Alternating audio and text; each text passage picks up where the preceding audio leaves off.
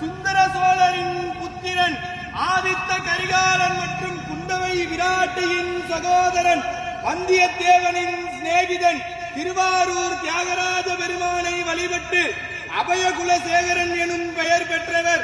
தெற்கே இலங்கை வரை சோழர்கள் நிலையாக விரிவு செய்தவர்.